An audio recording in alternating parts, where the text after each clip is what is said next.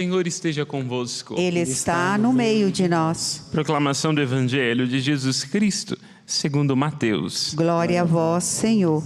Naquele tempo, Jesus foi à região da Cesareia de Filipe e ali perguntou aos seus discípulos: quem dizem os homens ser o Filho do Homem?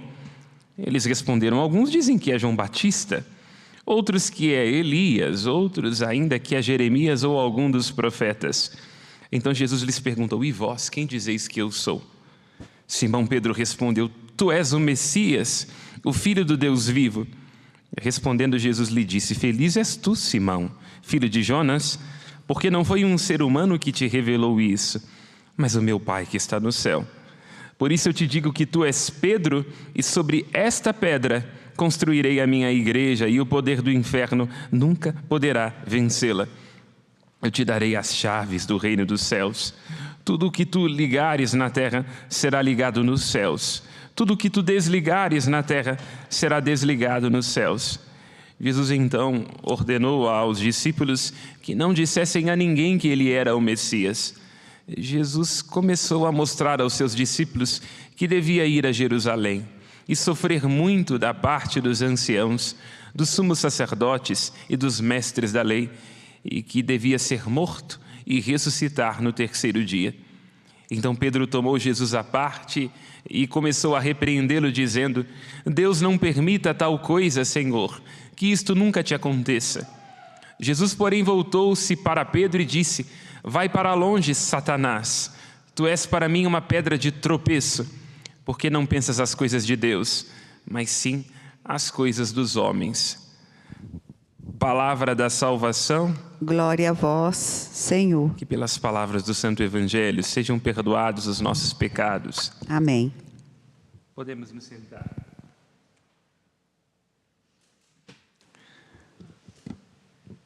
As leituras que hoje escutamos nos querem dar a conhecer aquela que é a tensão própria do movimento da fé e do amor. A fé, em primeiro lugar, é tensa, porque sempre exige de nós saltos e rupturas. Para experimentar a fé, é preciso lançar-se completamente num outro, totalmente outro, para além do nosso entendimento, da nossa palavra, já que Ele, por definição, é o Deus inexplicável. Fé significa poder saltar nele, confiar nele, na sua palavra, na sua misericórdia, na sua fidelidade. E uma ruptura, porque nossa é a tendência que também pairava no coração de Pedro e que às vezes obscurece nossa capacidade de entendimento. Nós pensamos com aquilo que há de pior na natureza humana, no egoísmo humano, na vaidade humana, nas reivindicações humanas e no desejo humano de autopreservação. E é neste lugar que se estabelece também a segunda tensão, a tensão do amor. Poder não pertencer a si mesmo e, sendo totalmente deste outro, curado nas feridas mais internas e poder caminhar à frente. O amor, que é esta revelação íntima e profunda, que só pode vir na medida em que nós abrimos nosso ouvido, nossa alma e o nosso coração, para que nele seja infundida a palavra de Deus. Esta tensão também encontra-se de um modo especialíssimo em Jeremias.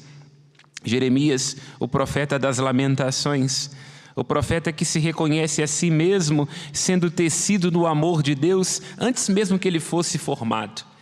É ele quem vai reconhecer alguns versículos antes, neste mesmo capítulo 31, em que está inserida esta primeira leitura. Ele assim diz, emprestando sua boca a Deus: amei-te com amor eterno.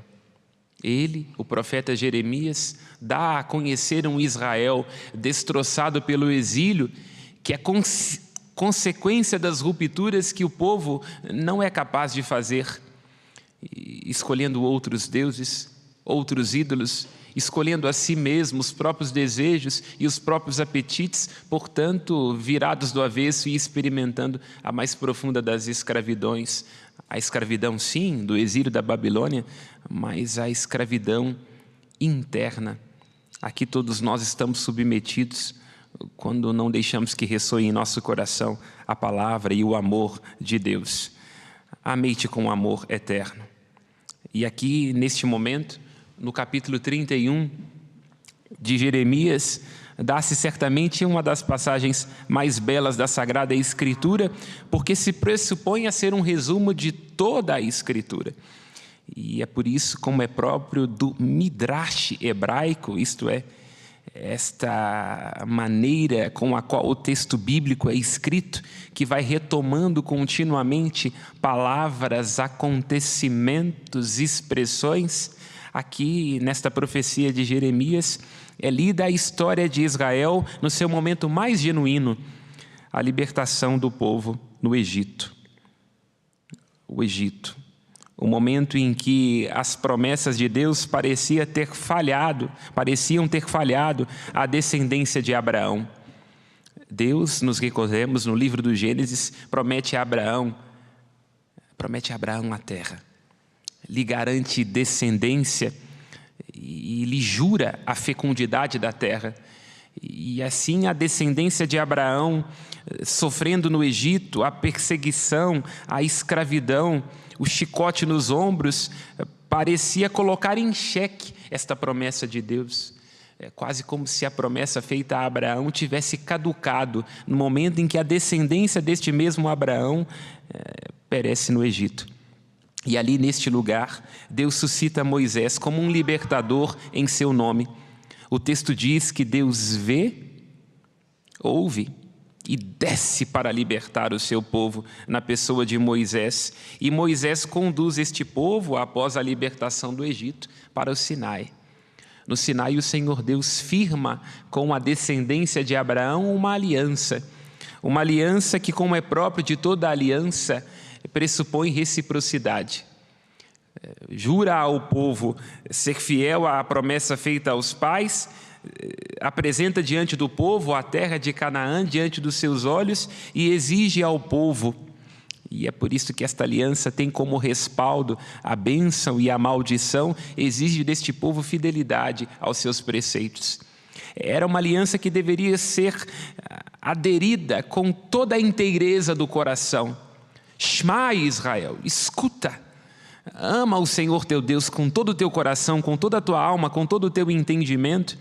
Era uma aliança que exigia da parte de Israel um cumprimento perfeito e irrestrito.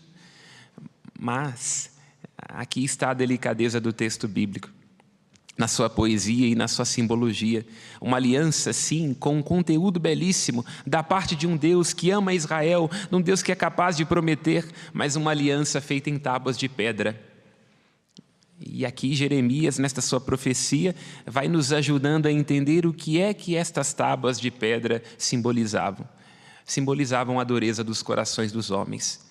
Portanto, esta aliança que vai sendo continuamente retomada na boca dos profetas, uma exigência de fidelidade, de recordar-se do Senhor, de não servir a outros baais, de não servir aos próprios apetites, é uma aliança sempre caduca e fracassada, porque ela é incapaz de realizar aquilo que contém. Incapaz de realizar aquilo que contém, e esta é a tensão e a sina dos profetas no Antigo Testamento, do povo de Deus e, sobretudo, do Deus apaixonado. E aqui, neste momento, nós vemos a sabedoria da primeira leitura, e porque aqui encontra-se o momento mais genuíno do Antigo Testamento, porque nesta profecia de Jeremias está a máxima expressão do amor. E a máxima expressão do amor é a decepção e o fracasso. O amor é tanto mais pleno na medida em que é fracassado. O amor é tanto mais pleno na medida em que se desilude das próprias expectativas. O amor é tanto mais pleno quando é capaz de não ver a si mesmo, mas é capaz de ver o outro naquilo que o outro é. É preciso ir à atenção deste texto que nós estamos escutando. Porque atrás dele estão todos os profetas ecoando o desejo da fidelidade, do amor ao Deus de Israel. E neste momento o Deus de Israel como que pede a paciência e diz: já não mais irei estabelecer com vocês e manter aquela aliança feita com os pais que vocês não cumpriram. Serei eu mesmo a gravar agora não em tábuas de pedra, mas nos corações humanos a minha aliança. Como só um amor autêntico, puro e genuíno é capaz de ser cravado e gravado. Um amor que não leva em conta as ofensas, como é próprio de todo amor. Imaginemos nós quando estamos casados com alguém. Fazemos todos os dias e continuamente a experiência de simular expectativas e ofensas para não ver a nós mesmos, mas aos outros. Pensemos no amor insistente de uma mãe que cuida dos seus filhos, filhos que talvez não sejam capazes de entender a largueza, o alcance e a profundidade deste amor. Neste momento, a mãe tem que ser capaz de ver para além dos olhos e ser capaz de alcançar algo que é genuíno, puro, incansável e invencível. Assim diz o Deus de Israel, que irá tecer com este povo, e neste povo estamos nós, esta aliança, de modo que não será mais necessário ensinar. Não é uma aliança ensinada, mas incutida no mais íntimo da alma dos homens e das mulheres que se deixam seduzir e convencer por este amor. É uma aliança que torna-se um impulso íntimo, que dilata este coração feito novo por graça de Deus. De modo que não será mais necessário dizer, insiste Jeremias, conhece o Senhor? Como estas vezes é a nossa tendência quando estamos tentando ensinar alguma coisa para alguém. A gente quer forçar uma pessoa a entrar numa porta, a ver como nós estamos vendo, e nada mais incauto, nada mais nécio, nada mais inútil do que tentar forçar uma pessoa a ver as coisas segundo a nossa perspectiva e o nosso entendimento. E assim está dizendo Deus através de Jeremias, não será mais necessário ensinar esta aliança, porque ela terá aquilo que de mais genuíno pode ter uma aliança, terá a força da reciprocidade, do conhecimento interno, deste impulso que dilata o coração, de modo que tudo aquilo que nós somos nesta aliança, os nossos sentimentos, os nossos desejos e a nossa vontade, presta livre assentimento ao amor de Deus. E quando nós assustamos, nós cumprimos, não por medo, não por obrigação, não por dever, mas porque fomos alcançados por este amor eterno. Aqui, meus irmãos e minhas irmãs, continue insistindo, há uma preciosidade para a nossa vida e para as nossas relações. A capacidade de compreender que o máximo momento do amor é a decepção de nós mesmos. Recordava-me aqui, enquanto preparava esta homilia, de Santo Agostinho, quando escreve uma das suas obras clássicas, De Civitate Dei, a cidade de Deus e também a cidade dos homens. E ele assim diz, 2 amores construíram 2 cidades. Uma cidade é a que leva ao amor completo de si mesmo até o esquecimento de Deus. Esta é a cidade dos homens, e é por isso que Cristo diz a Pedro, você pensa com a cabeça dos homens. A cabeça dos homens nos faz reivindicar, exigir, cobrar, e nós vamos nos dividindo uns aos outros, porque corações divididos dividem outros corações, e aí nós estamos vivendo de modo satânico, como diz Cristo a Pedro. Satanás que divide, que julga, que condena, que constrói muros entre os homens, ele que é pai da mentira e nos faz nos estranharmos uns aos outros e a Deus. Esta é a cidade dos homens, vai dizer Agostinho. Mas há uma outra cidade, a cidade de Deus, que é uma cidade do completo esquecimento de si até o amor de Deus. E é esta cidade que quer conduzir o povo, Jeremias, esta é a cidade que quer conduzir a Pedro, Jesus Cristo, neste evangelho que devemos escutar, e esta é a cidade onde deve estar situada nossa casa, nosso casamento, nossa maternidade, nossa paternidade e o nosso sacerdócio. Aqui faz sentido o que diz o Cora das quando diz que o sacerdote é o amor do coração de Cristo. E nós, padres, podemos nos encher de orgulho e vamos nós aqui rezar pelos padres e romantizar os padres. Não, vamos à profundidade daquilo que diz o Cora das. O Cora das era um homem simples. O Cora das era um homem que tinha consciência profunda das próprias fraquezas. Ele está dizendo também do amor do coração de Cristo que é chagado. Não lembre-se aqui somente dos momentos de glória e das boas pregações, mas lembre dos momentos em que você olhou para o padre Samuel, para o padre Wagner, para o padre Felipe, para o padre da sua paróquia e viu o coração de Cristo profundamente ferido, cansado, limitado, incapaz de te alcançar na sua necessidade. É a este coração também que o cura d'Ars está se referindo, não ao coração romântico, mas o coração que experimenta aquilo que é próprio da humanidade, porque Cristo teve coração de homem, e um coração de homem é sempre o coração de um curador ferido. Peçamos nós esta graça neste dia de hoje, que se faça pulsar em nós este coração novo, este coração de Cristo, este coração que recebe de Deus, porque é a pessoa da Santíssima Trindade, este pulsar divino, este amor eterno, puro, genuíno, invencível e incansável, que nos leva a nós nos esquecermos de nós, mas também tomemos consciência de que este coração é profundamente humano, portanto, cercado de fraquezas, e só é capaz de interceder pelos outros, como vai lembrar a carta aos Hebreus, como é próprio do sacerdote, e assim nos lembra esta carta, porque está cercado de fraquezas e de limitações, e portanto vê a miséria do outro não como uma ocasião de julgamento, uma ocasião de decepção, mas como uma ocasião de comparecer diante da mais humana de todas as verdades. Somos nós, colaboradores frágeis. Quero aqui terminar esta reflexão lembrando-me, como sempre, de um companheiro, Nietzsche, lá em Zaratustra, quando ele diz a seguinte expressão que nos ajuda a fechar muito bem a primeira leitura e também o evangelho que nós acabamos de escutar.